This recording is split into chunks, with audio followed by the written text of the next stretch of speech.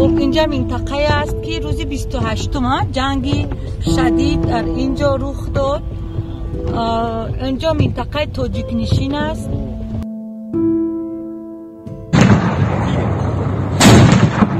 Красавчик!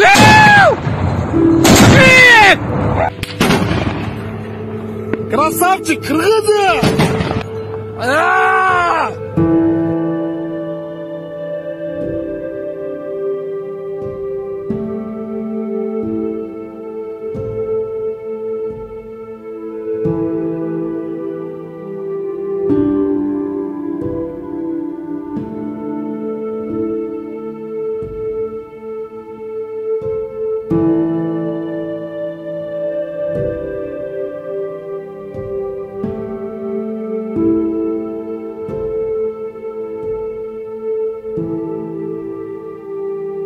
you